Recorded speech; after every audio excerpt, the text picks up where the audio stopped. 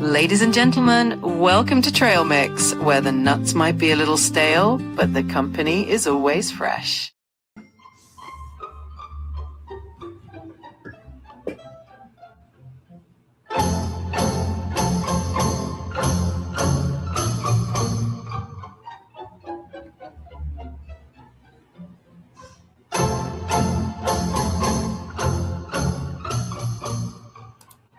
Craig Crawford here, retired journalist working for nothing but the truth and Social Security checks. And that's what would have been Sunday Serendipity on Trail Mix, our weekly routine that our friend Whiskey Jack always handles and puts up some music for us. And this one was on me. I got carried away with a fight I'm having with YouTube robots. I'll maybe get into that later. And got carried away and posted something else on Trail Mix this morning, totally forgetting that it's Sunday. So I'm going to play this. The rest of this. This here is Johann Strauss, some kind of polka deal that Jack put up. That's kind of a nice little holiday, nice little New Year's kickoff tune, but we got more cooking, don't we? We got a lot cooking. We'll get that off the screen and we'll get into what we're talking about is Venezuela. Although I'll talk about anything anybody wants to if they get in comments here. What do we got on comments? We got comments open. And on YouTube, if you have a YouTube account, you can comment over there, or you can get right here on camera or microphone and talk as well. But I want to get to the 30,000 feet here, first of all, on where I see this Venezuela story really fitting into the world order. The new world order. Here's what I'm saying is the new world order right here. The world fractured. A new global order emerges, dominated by three powers. Stop calling Trump's foreign policy chaos. It's actually a map. He told Putin do whatever the hell he wants in Europe. He told Taiwan pay up like it's an insurance policy. China gets Asia and the Americas. Well, that becomes Trump's personal fortress. We're breaking down the new world order live.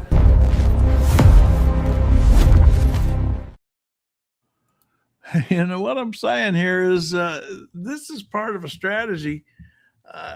Might be a big word for what Trump does. Strategy. He's not known for. He's more known for tactics and strategy. But there's an and I'm not the only one saying this. His worldview is Putin gets Europe, China gets Asia, and he owns the Americas. And guess what? He just took ownership of a country. What if he named it? What do you think? Trump-zuela? Does that ring a bell? That work for you?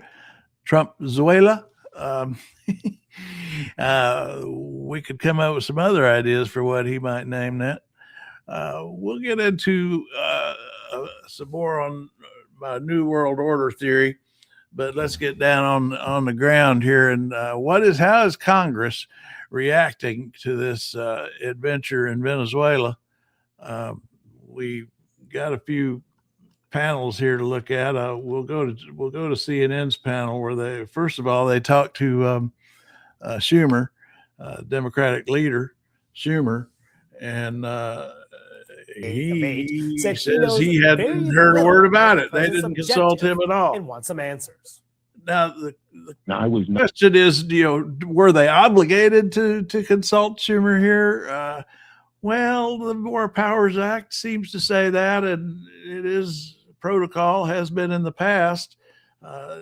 One big comparison people have made to this seizure of the president of Venezuela is when Bush Sr. Went down and with a lot more effort, a lot more trouble, got Noriega down in Panama. And that comparison is sort of close, but a lot of people thought Bush should have gotten more congressional authority or gotten congressional authority for that, but he at least consulted the leaders of Congress before he went down to Panama. The so-called Gang of Eight, the top leadership, bipartisan in Congress, he consulted them, but Trump did not, and that's what Schumer's talking about here. Not briefed. I still have not been briefed. We've gotten no information from them. All right, my panel is back. You know, beyond just the briefing, there's the actual authorizing this strike. This is what Susie Wiles, the White House Chief of Staff, said to Vanity Fair magazine in an interview that was published just a few weeks ago. If you were to authorize some activity on land, then it's war, then we need Congress. Right, right. So she says. So for this broader the staff thought they needed the Congress. administration has been relying on those very Didn't do it. decades-old use of force authorizations back in 2001. But I found it really interesting when the administration did start doing their notifications. Obviously, Chuck Schumer is a little lower down on the list of the people that they talk to. But I found But typically, though, they are. It would notify members in both parties, leaders in both parties on something like particularly in advance, even if it's just very minimal, just to let them know that's what's going on. But the administration said we felt that was not necessary. And then Trump kind of just went in and said, also, they would probably leak. And that is why they decided to keep the lid on it. But when they started notifying members of Congress, I found it really interesting. I don't know if you did, Manu, that one of the first people that they talked to was Mike Lee of Utah. And he's. Well, now, so what? They talked to one Republican, I guess. Why does this matter? I mean, the Constitution has a few things to say about this, and it was pretty clear the founders and the Republican Party is supposedly the original intent crowd, where we're supposed to follow the actual intent of the founders as life existed in the 18th century. Well, they were pretty clear that the Congress was the dominant branch of government in deciding when to send military. Now, the details of the tactics, that's different. And that's something that I've gotten some pushback from on my videos on YouTube on that score about whether or not, they had to consult Congress, and people say, well, you can't consult Congress because they'll leak and you can't, and then it would compromise the operation. Well, you don't have to get agreement by Congress on actual tactics. But I mean, here's what a member of Congress, a Democrat, but not a wild progressive or anything. I think Seth Moulton is from Massachusetts, but he's still considered something of a moderate. And he had something on his, I guess this was his TikTok or Instagram or something, and he's pretty serious. Is anyone going to just stop for a second and be honest? This is insane. What the hell are we doing? I mean, we've got a lot of problems in America today, and invading, occupying, running Venezuela does not solve any of them. This is illegal. It's unjustified. It is not in our national interests. And there seems to be no plan whatsoever for what happens next. And to that point, let's on whether there are plans. Rubio was on Meet the Press this morning, got asked about plans, particularly how are we going to get a Democratic government down there, or do they even want one, or are they even going to hold a vote? He said, oh, that's premature. They went down there and broke it. Now they own it, but they don't seem to have a plan to fix it. You talk about a holistic transition. I think there's a lot of focus on potential elections. How soon will elections be held? Within 30 days, Mr. Secretary? Elections? Well, look, this is a country that's been governed by this regime now for 14 or 15 years. The elections should have happened a long time ago. The elections did happen. They lost them, and they didn't count the votes, or they refused to count the votes, and everyone knows it. So all of that, I think, is premature at this point. There's a lot of work to be done here. Right now, what we are focused in, let's be realistic here, what we are focused on right now is all of the problems we had with when Maduro was there. We still have those problems in terms of them needing to be addressed. We are going to give people an opportunity to address those challenges and those problems. Until they address it, they will continue to face this oil quarantine. They will continue to face pressure from the United States. We will continue to target drug boats if they try to run towards the United States. We will continue to seize the boats that are sanctioned with court orders. We will continue to do that and potentially other things until the things we need to see addressed are addressed. Because ultimately, above everything else, we care about elections, we care about democracy, we care about all of that. But the number one thing we care about is the safety, security, well-being, and prosperity of the United States. And that's what we're going to focus on first and foremost here. And that's what these policies, these changes we need to see made are about. Okay, significant there. You say you will continue to seize boats when necessary. I want to. Got a commenter here, Eric. Hello, Eric. Of course, Democrats are lucrative. They never met a leftist dictator they didn't love. Really? That's a mighty categorical statement about all Democrats loving all leftist dictators. I guess I'd need a little bit of clarification on that. What do we call it? Oh, how about some proof? I'd like to have that discussion if you could give me some particulars on what you're talking about. Stuart says, good morning. Good morning, Stuart. And we are talking Venezuela, but I'm talking anything anybody wants to talk about. I'm going to get back into Venezuela here in a second with another clip I have from a former retired State Department guy that I happened to see on German public television. No, I think it was French English channel. And I've heard of this guy. He is a real expert on Venezuela, and I'm going to get to him in a minute because he has a lot of interesting things about what's going on inside Venezuela, which, we don't have a lot of people down there. He's retired and he lives there. His wife's Venezuelan. He even points out that his cat's Venezuelan. So he's got something. Anyway, Stuart, shame on you for loving dictators. That's right. Yeah. Well, I don't love our dictator. And who, I guess we've got one less dictator in the hemisphere, but we got a few others.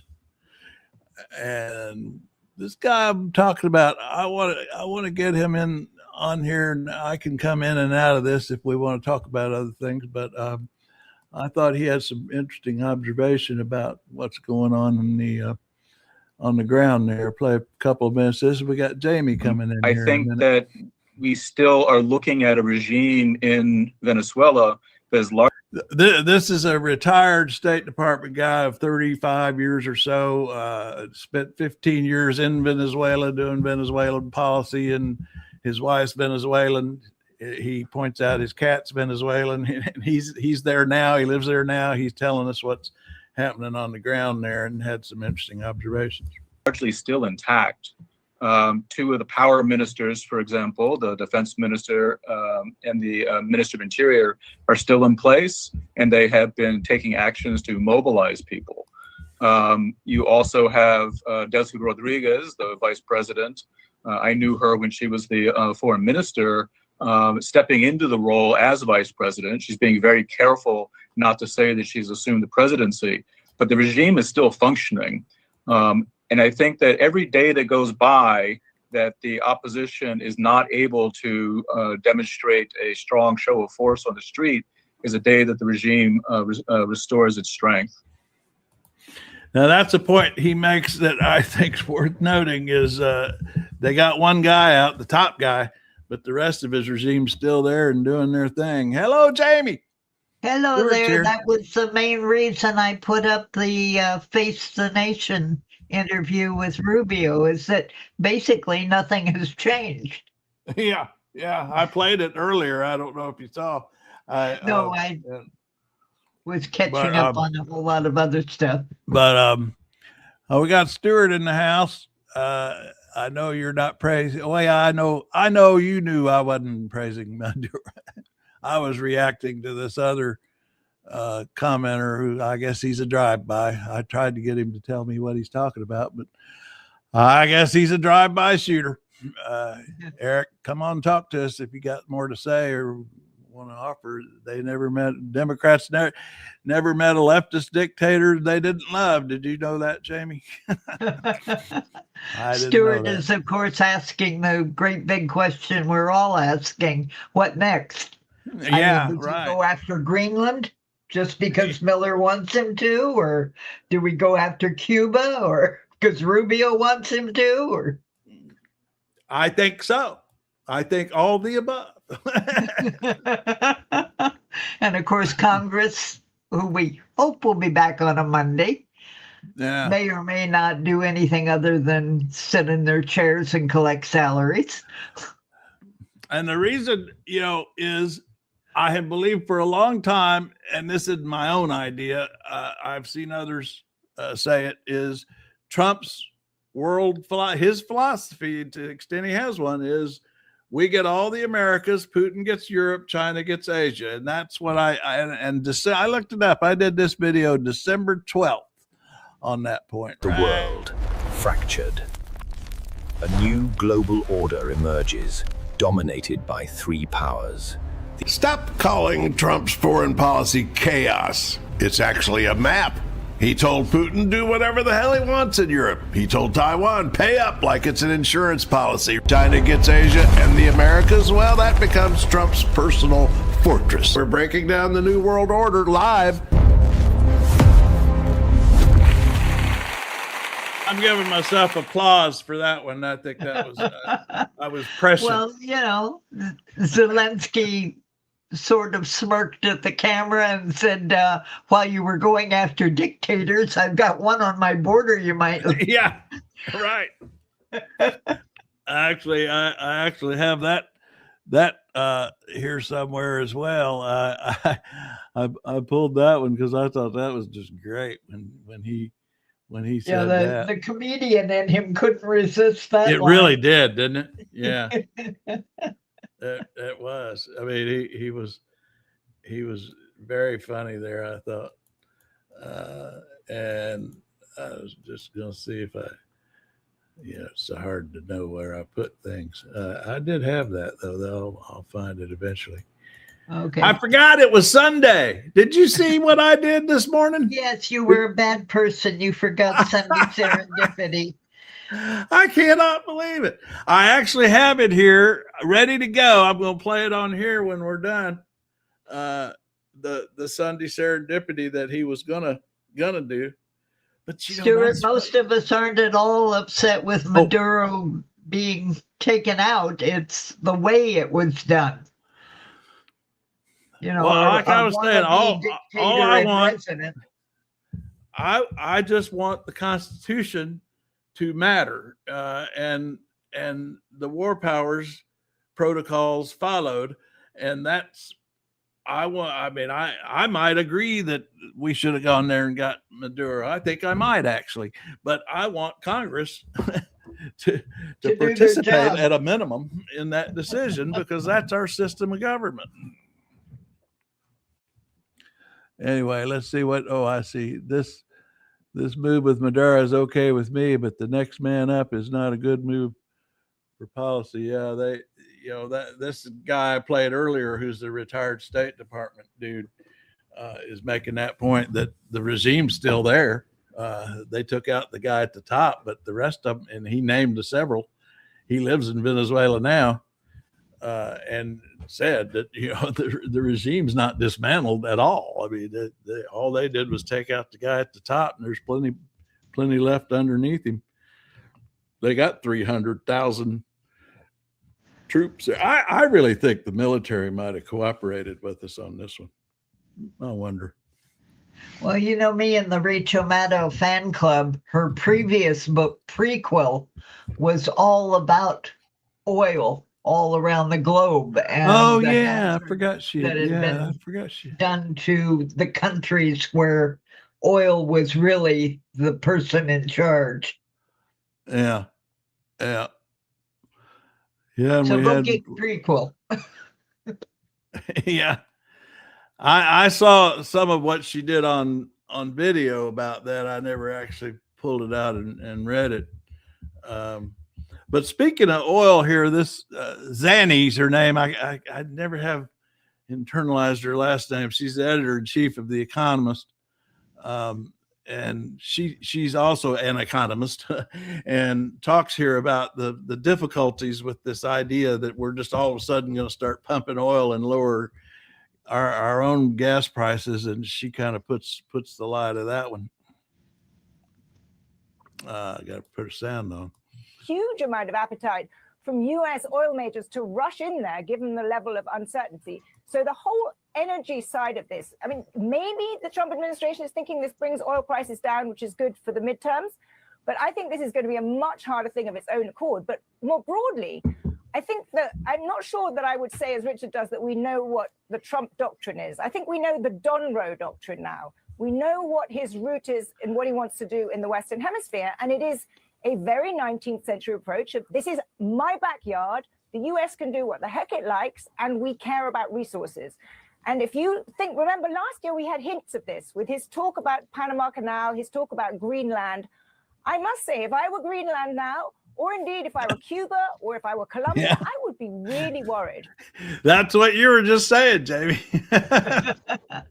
And then, of course, there's the small matter that oil itself is really, really bad for us, for the environment, for microplastics, particularly now that they've found a way to make plastic out of sugar beets. And it's biodegradable and doesn't kill people. That's just fake news now, and we don't believe any of that anymore. That's all Al Gore. Did you see Al Gore going crazy last couple of days? It was great. I mean, I've been wondering where he was. I mean, he did an interview there I saw, and he was really fired up. Well, this whole microplastic business is doing a thin, and it might be a good idea to stop making it. Well, the argument Gore was making a couple days ago is that it's that renewable, wind and solar have actually gotten cheaper, he says, than fossil fuels. And we're at the point that if we had a policy that supported it, we really are able to start making that transition in a big way, economically speaking. Meanwhile, what do we got here? Rogu says he supports Trump. Democrats are the evil ones. Okay. Okay. Please bring facts. We like them. If you want to have a conversation, we'll do that. If you're just a drive-by insulter, that's okay too. We take them all. And this woman here, I just a little bit more of her, because I every time I see her, she's one of these people. When I see her, I stop and listen, because she's got some always has some great observations. Because this is an administration that clearly thinks it has an absolute right to do whatever it likes in its own backyard. And if I were Xi Jinping or indeed Vladimir Putin, I would start, thinking, maybe I can do what I like too. Let me just quickly. Yeah, can't you imagine? How are we going to say anything if China says, okay, Taiwan's ours now, we're going to go get it? How can we say anything? We've got no moral high ground to oppose that. Yeah, particularly since quite a few years back, Britain gave away Hong Kong. Yeah. Yeah. So that whole sector of the world is in danger of being taken over.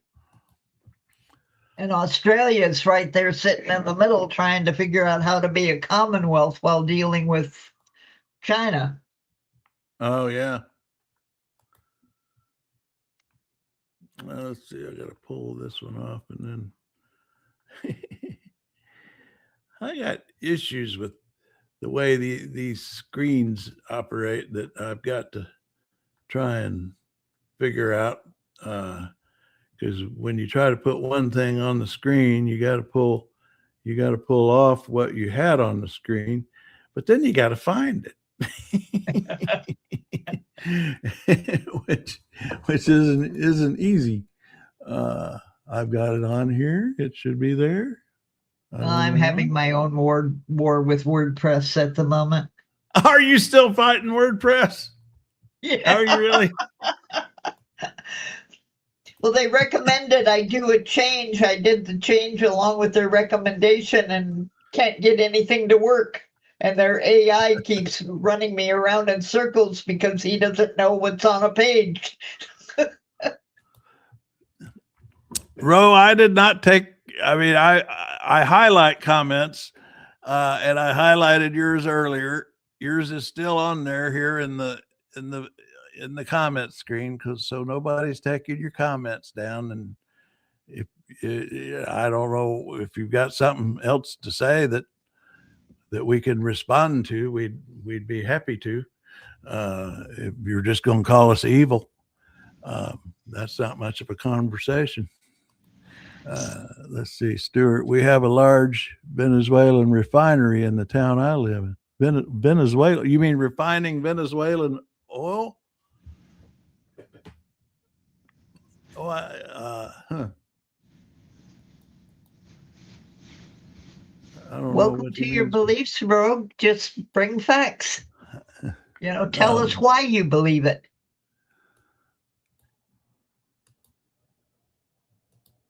I just realized, see, there, I got those a little bigger. I never have decided whether we like them tall on the side, the comments, or in the middle, or no, we like They're them fine big. there on the side. Yeah, that's better on the side, I think. Yeah, it's easier to read. Is it? Yeah. All right. We learned that lesson. Oh, I went and got your, let's see, I didn't want to forget to play with this because, well, first of all, let's get our trailmix.cc. Anybody on there wants to get on our site where we're busy every day? Everybody's on there talking every single day, all day. There's always somebody there. Trailmix.cc. That is cc.cc. And anyway, this is our esteemed editorial board right here.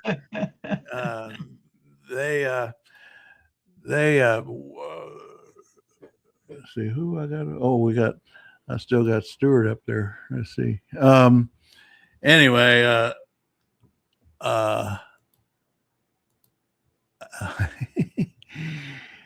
don't know. Yes, Yeah. Gravity, Okay. Now, you know that we're objecting to how we got him, not that we did get him. yeah, they're conflating that. If you say he should have gotten congressional authority, then somehow you support Maduro. That just is par for the course. But anyway, I got your sounds in, Jamie. So you did. You mixed them our up. editorial board. So I hadn't mixed them up yet. I hadn't done that yet. But here's the cow, and then the goat.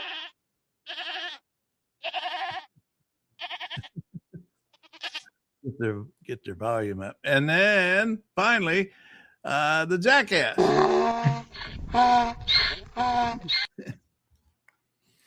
And for those who want to join Trailmix CC, and that's our editorial board, so you know you're in safe hands.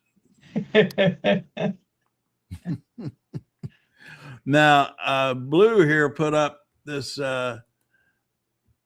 The Senate, I knew they had done something, but I was glad to see on Trailmix this morning, Blue and Dallas put this up, that it was in November. The Senate did vote, but they voted it down 49-51. They did have a motion. Now, why couldn't I would shut up right now about this pretty much if they had just passed this and Trump had the authority from Congress to do what he did in Venezuela.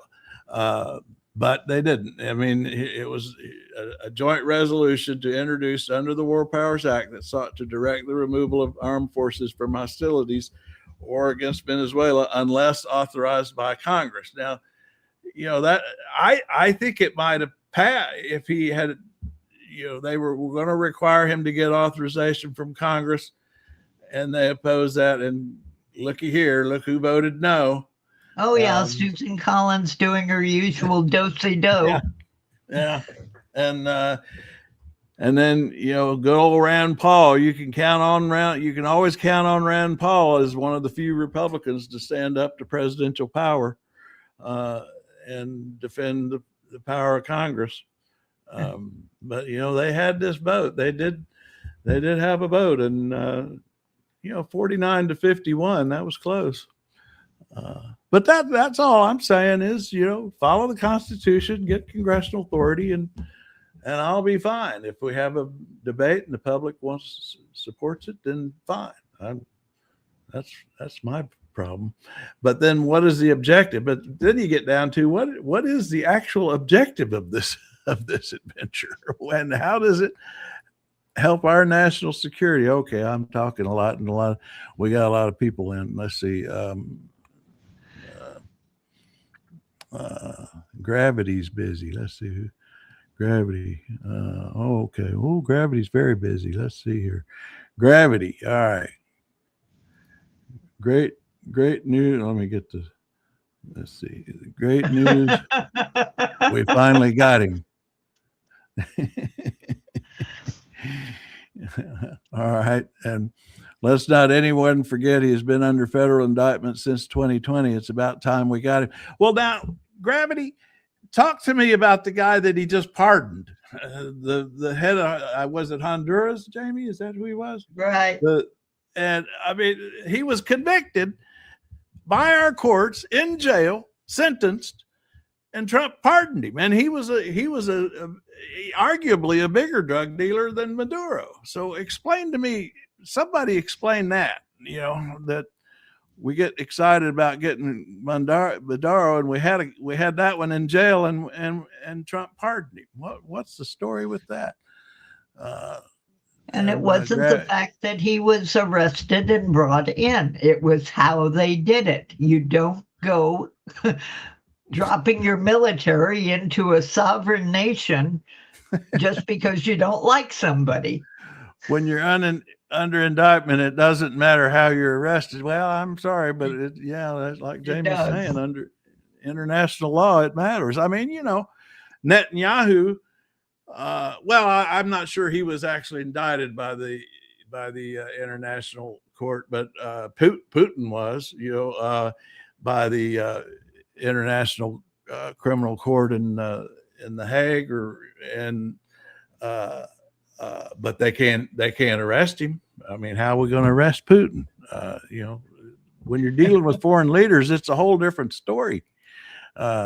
Gravity, he wasn't officially registered as the president of Venezuela. Well, he was official, but only because he kept power and wouldn't give it up after he lost the election. I agree with you on halfway on that.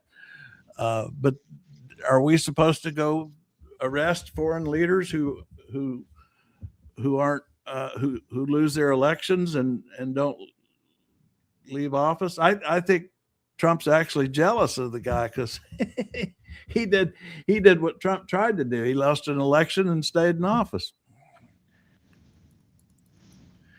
Gravity's still at it. Let's see. Gravity. Donald Trump doesn't need the authority from Congress to arrest somebody that has been under federal indictment. I'm sorry, Gravity, but that's wrong.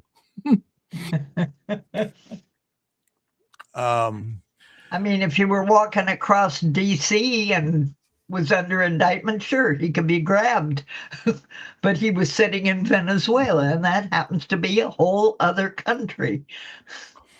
I don't know, Gravity. I'm starting to sit. I was just going to suggest that we go ask AI, but that ain't going to work because Gravity says AI is wrong. So forget that, I guess.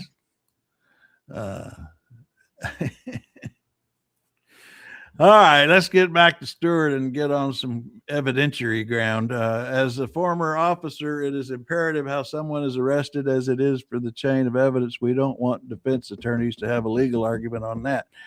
And Oh, Dungon's here. Trump, leave Rand Paul alone. Kind of strange. Dungon leaves. Dungon. And Dungon, Trump's just foreshadowing. What do you mean by, has Trump said something about Rand Paul? Well, he probably has. He gets. Let me see if I can find out for you, huh? Since that seems to be my job. I guess so. Trump leaves Rand Paul alone. Trump leaves Rand. Oh, I see. You're saying Trump leaves Rand Paul alone. He does pretty much. I think he knows Rand Paul's got a pretty strong following in Trump's own base on some issues. So he does. Okay. Let's see. No, that's from June 3rd. That won't do us any good. That's old. Well, I think we're off that now. We got that settled. She's talking about that Trump leaves Rand Paul alone for the most part. Rand Paul. And I was going to get back to this. Oh, what else we got on?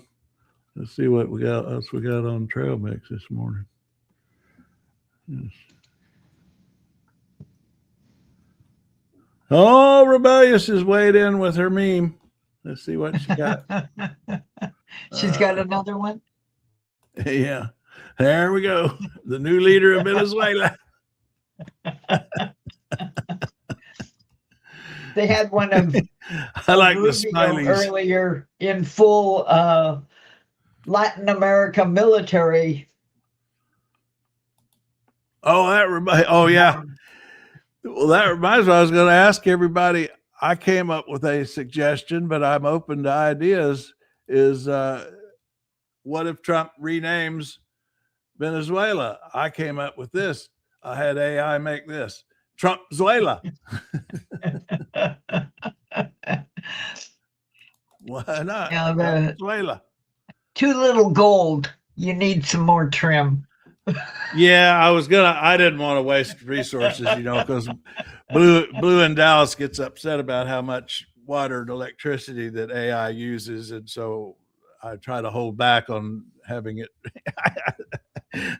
I didn't want to make it you do more work, and because I did think the sign needed to pop out more, the lettering needed to be a little more clear. But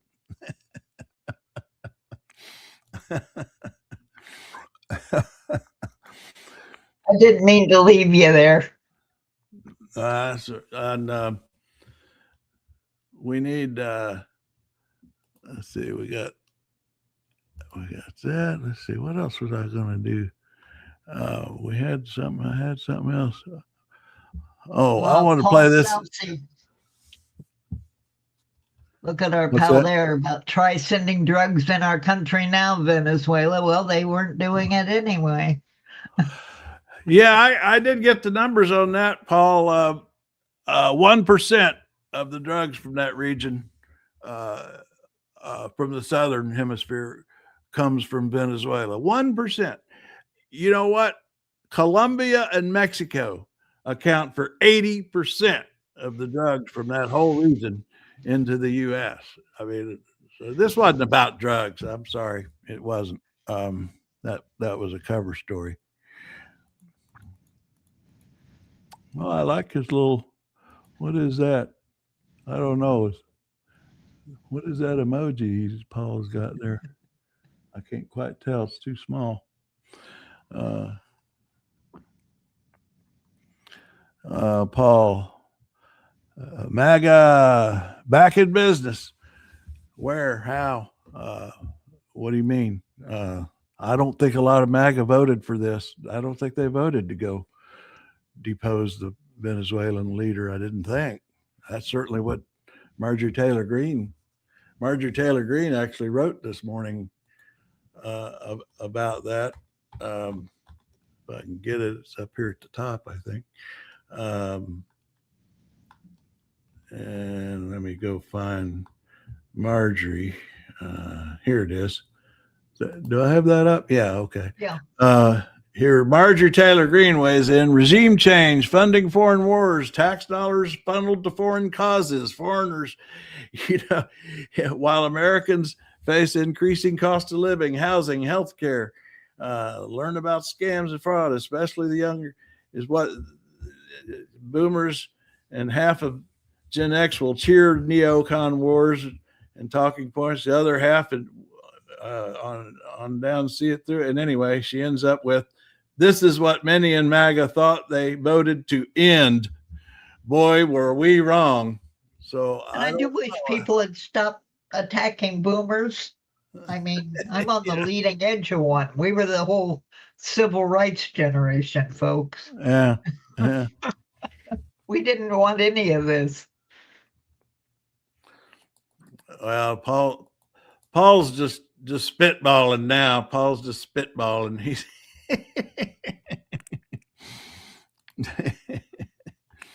anyway.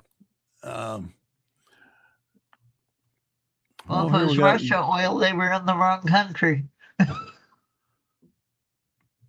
Let's see. We got Jake. See, we got Jake. Maggots drove U.S. into the ground. Deport. Deport.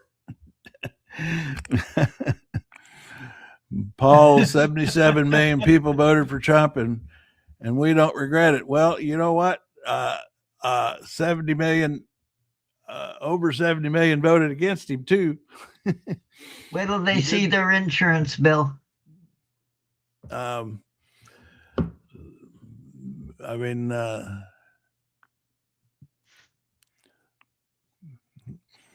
well, now let's not get too insulting about the poor old MAGA folks. They don't know any better. We don't need to call them names. And then illegal is illegal. Okay. What is it about illegal? Don't you understand, Democrats? Yeah, I know an illegal war when I see one. I saw undocumented for a little thing called due process. It's not about sending them out. It is about arresting them in court when they're doing what they're supposed to be doing to follow the law. Now, I just want to point out to everybody, this is the link right here. If you want to get on your phone, if you got a camera on your phone, you want to click that link or paste it into your phone or however it works on your phone, we can get on here and talk to us. It wears me out. I like talking to your keyboards, all right, but it's kind of hard on my fingers and my mouse and everything else I'm trying to do. Oh, what's Stuart? Maduro was charged with entering U.S. without a visa. Should have grabbed him then. Actually, Stuart, I did see something I found kind of interesting because sometimes I get into the legal weeds and because like I always say, I loved law school. I just hated practicing law, but I like getting into the weeds of unimportant details. And when they brought him in they had customs there, and there's a procedure I didn't know. When somebody isn't a citizen and you've arrested them, they have a procedure with customs called parole. And they actually, I don't know why they call it parole, but you get like a temporary visa basically to get arrested, which was new to me. I didn't know that little detail. Let's see, what do we got here? You ain't got to go, but you got to get your undocumented legal criminal. No, well. Paul, you're just spitballing now, man. You're just spitballing. Yeah, now they're just calling each other names. Go away. Done gone. That's a capital offense. And all right, that's enough for your spitballing, Paul. We'll have a conversation if you want, but I'm not putting that stuff on. All right. All right. Yeah. All right. Now let's not just start calling names. We don't get nothing done.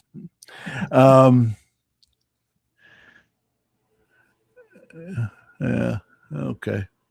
I'm going to get back to, I want to finish up with that woman that I like so much from The Economist, because then they finished this discussion on a couple of other things that I thought was good. Let me ask you to elaborate on something you said, because you are a trained economist. You don't think that this will have much impact on the price of oil and therefore on inflation expectations this year for the midterms? Not in the short term, because first of all, I mean, we'll see what happens in the markets tomorrow. But in the short term, I don't see a likelihood of a huge increase in the supply of oil. It's going to take a while to repair the mess there. And then it's going to take a huge amount of investment to actually get the production going up to anywhere where it was 2 decades ago. So this is not something that's going to happen overnight. And perhaps more importantly, the price of oil at around $60 a barrel is already at a level which, if it falls much more, it won't be actually particularly economical to exploit Venezuelan oil. So don't get too excited about the commercial prospects of Venezuelan oil. Yeah. I mean, I don't think these big companies are going to want to go down there. This country's going to be in chaos for a while. I don't see how they can go down there and do the investments to get production back up to speed. Paul's just shouting talking points now. Yeah. Now this guy, I want to go back to this guy before we're done, because I think he's on the ground in Venezuela. He spent 20 years there. He worked for the State Department as a Venezuelan diplomat. Even his cat's Venezuelan. His wife's Venezuelan. He actually pointed out that his cat is Venezuelan, this guy. But he's down there right now and on the ground, and he's made the point that, he made the point I played earlier, that the regime is still there, that getting the top guy out has not done a thing about getting rid of the rest of his regime, which was his dictator. I mean, he had hundreds of people. They're all still there. And the vice president, who's sort of in charge now, is no better than he was. And this guy makes...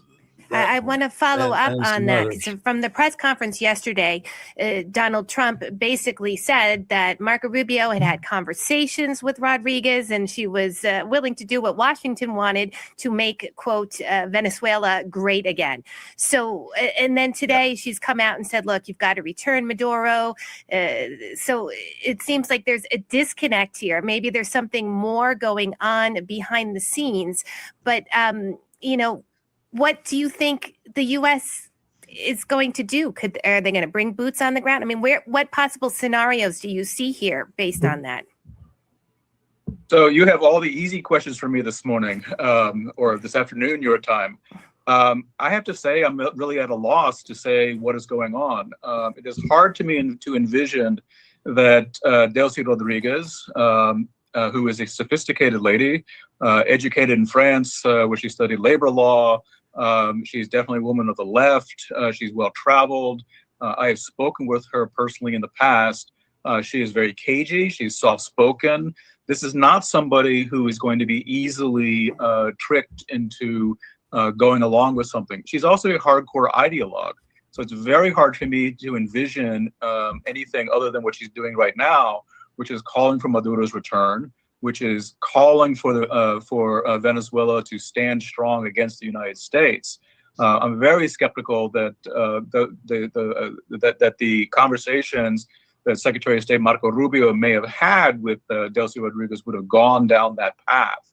And I think the best evidence of that is her hosting a cabinet meeting yesterday, her demanding to see proof of life about Maduro, her demanding the president's immediate return. I don't see that that's a partner for a reconstruction or return to democracy in Venezuela.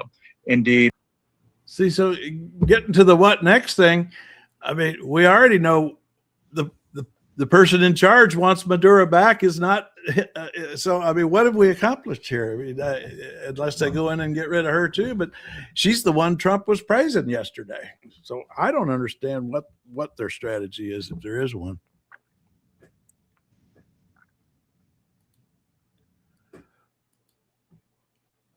Let's see what we got here. Republicans would put a wine bottle up if Trump said it would own the.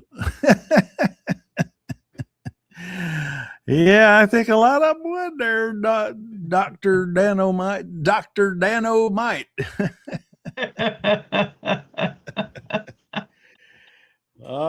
The commenters. Oh, that reminds me. I had some C-SPAN callers. I'd saved some C-SPAN callers just for you, Jamie, because I know you like. Oh, you did. My favorite people in the world. Huh? Yeah. I don't know if they're still on. Oh, no, they've gone on to book notes now. So.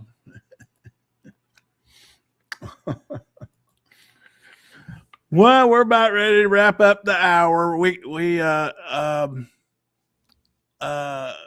was going to finish up with. I was going to play Sunday Serendipity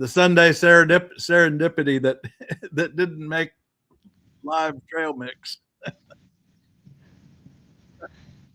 Okay, you do that. I've got to. You'll have to get a new sidekick for tomorrow. I'm going swimming. Oh, good. That's I really want to figure out some way to go swimming really bad. That's I don't have a way to do. Where do you? Oh yeah, you've told me before. You have a regular place for that. Yeah, I got a community center less than a quarter mile from me. Huge Olympic pool. All right. Well, Stuart, always good to see you. Dungon was here earlier. We met some new folks. Some we don't want to meet again. And then others we want to come back, and we welcome you to go over to trailmix.cc and get in there and comment. Dive in. It's we don't bite unless we have to. Anyway, I've got Sunday Serendipity, for those who aren't aware, is a regular thing our pal Jack does. Where's Jack been lately? He's gone missing on us. I hope I didn't irritate him by forgetting it was Sunday. Anyway, we'll get back you to too, him. Stuart. You'll like the music. Stick around. All right, here comes Sunday Serendipity. I geared this up for us to finish out the day. Let me get all this stuff off the screen so it's not in our way. All right, here we go. So one of the benefits or liabilities of being retired is sometimes you forget it's the weekend, because the weekdays and the weekends get a little mixed up. And I got carried away this morning and forgot it was Sunday. In fact, it's Sunday, January the 4th.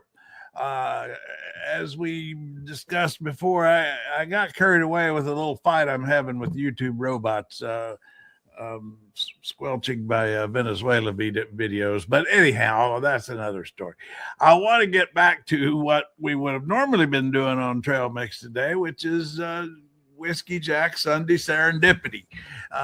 And it gives me a chance to plug something on YouTube. Right here on YouTube, if you go to our channel, you'll find on our homepage the playlist called Sunday Serendipity. And there you will see all the videos that our friend and DJ Whiskey Jack posts every Sunday. A nice mixture of a lot of classical, some other music, and some Latin American twist, some Japanese, some cello. It's good stuff, and we enjoy it. And I can't believe I forgot it. So I'm gonna show you what would have been today's Sunday Serendipity. You see here on the screen that Jack posted, and it is a pizzicato polka, a little polka from Johann Strauss, a short fun piece to start off our new year, Jack says. And I'm apologizing again to Serendipity fans everywhere, and to Jack, that I didn't remember that it was Sunday and put something else on this morning. So I'm trying to make up for it here with this polka that Jack put on by Strauss, and we'll listen to it. We'll listen to it right now. And we'll blow up the screen and turn up the volume, and here you go.